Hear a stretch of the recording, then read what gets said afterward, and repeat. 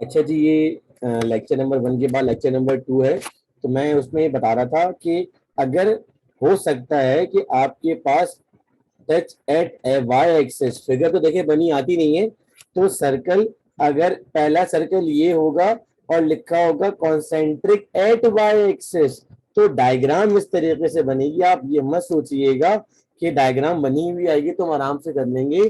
Diagram आपको खुद बनानी पड़ेगी, आपको सिर्फ सोल्यूशन से मतलब है।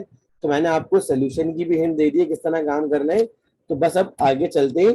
अब आगे चलने पे हमारे पास आएंगे जनरल इक्वेशन ऑफ सर्कल के केसेस। तो हम बात करेंगे जनरल इक्वेशन ऑफ सर्कल के केसेस के बारे में।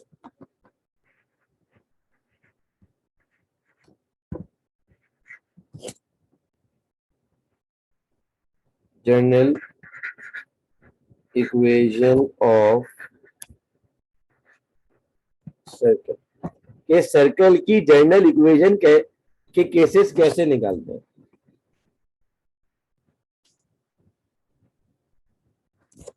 तो यहाँ पे मैं आपके सामने 2-3 सर्कल बना के दिखाता हूँ। एक सर्कल ये हो गया, दूसरा सर्कल मैं कर लेता हूँ कोऑर्डिनेट एक्सिस बनाकर।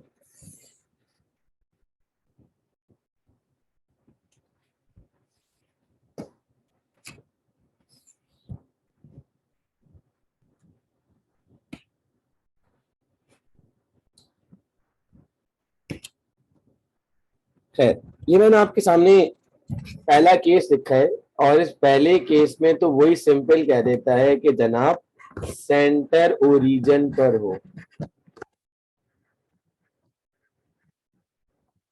सेंटर ओरिजिन तो इक्वेशन हो जाएगी x square Y square is equal to r square. फिर थोड़ा सा वेरिफिकेशन लेकर आए, और केस में वो ये कह दे कि कट एट एक्स एक्सिस और कट एट वाई एक्सिस। फिर बोल दे touch at X axis, touch at Y axis, और फिर ये बोल दे कि कहां पर कट कर रहा हो, कट एट ईच एक्सिस। तो इस पे भी काम करेंगे। तो पहला काम हम ये करेंगे, लाइन बाय लाइन चलेंगे। अगर लिखा हुआ आ जाए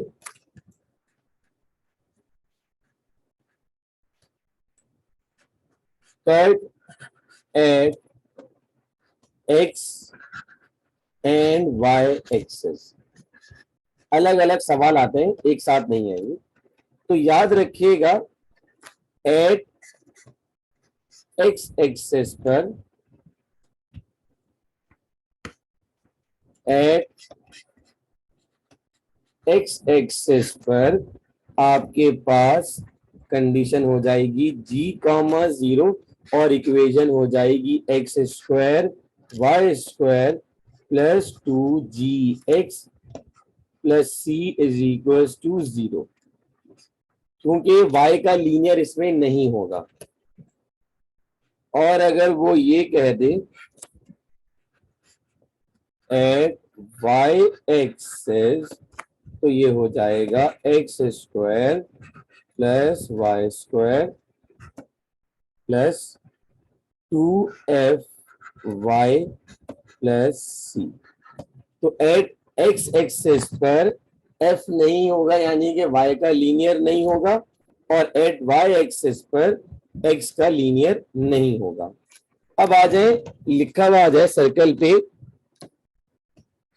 एक पॉइंट है x1 और कॉमा y1, दूसरा पॉइंट है x2 और कॉमा y2, तीसरा पॉइंट ये लिखा हुआ है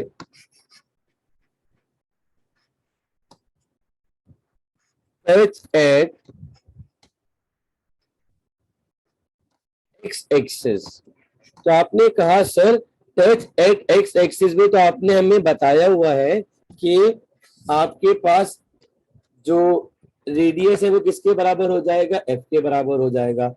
याद रखिएगा टच एट एक्स एक्सिस वाली कंडीशन में हमारे पास रेडियस एफ के बराबर हो जाता है और वी विल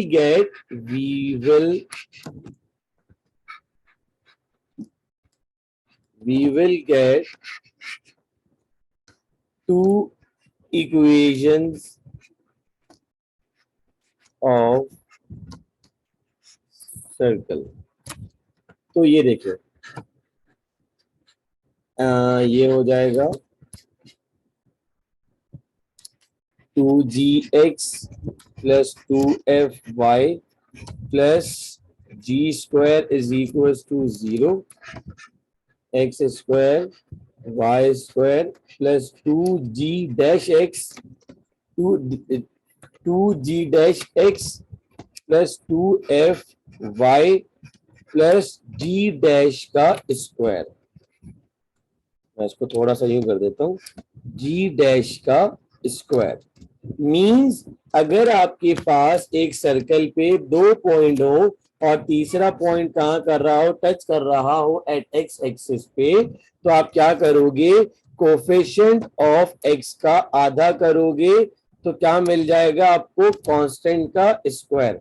यानी कि जब स्क्वायर करोगे तो कांस्टेंट मिलेगा, जब यहाँ पे आप जी डैश का हाफ करोगे तो जो स्क्वायर मिलेगा वो कांस्टेंट टर्म होगी। सही है बेटा, ये वाली बात समझ में आ गई?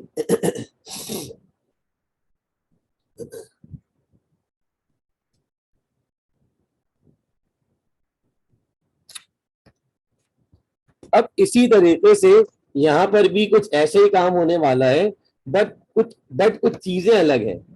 फॉर एग्जाम्पल मेरे पास एक पॉइंट ये रहा, दूसरा पॉइंट ये रहा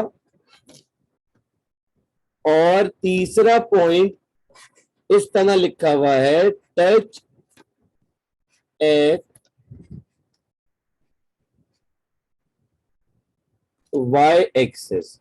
तो इसमें रेडियस बराबर हो जाएगा g के। तो सर इक्वेशन कैसे पहचानेंगे? तो भाई इक्वेशन निकालने का एक जुगाड़ तरीके का, x square Y square plus 2gx plus 2fy plus f square is equal to 0, x square Y square plus 2gx plus 2f dash y plus f dash का स्क्वायर इज इक्वल टू 0। इसमें भी क्या होगा, इसमें भी बेटा आपको we will get two equation of circles, दो सर्कल की इक्वेशन मिलेंगी आपको इसमें भी। और काम किस तरीके से होगा, ऐसे ही होगा कि आपने इस बार कोफिशिएंट ऑफ y का आधा करना होगा और स्क्वायर करोगे तो कांस्टेंट मिलेगा। सेकंड, अगर आप f डैश को भी f डैश का भी हाफ करोगे तो जब स्क्वायर करोगे तो क्या मिलेगा, f डैश का स्क्वायर ही मिलेगा। आखिरी केस है कि अगर पास हो रहा हो किधर से,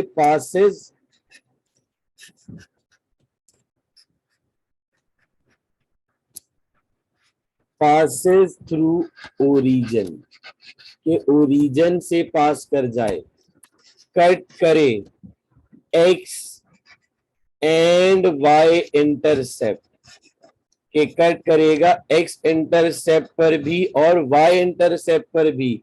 तो पहली बात इसकी इक्वेशन हो जाएगी x square Y square minus A X minus B Y, no constant term, इसमें कांस्टेंट टर्म प्रेजेंट नहीं होगी।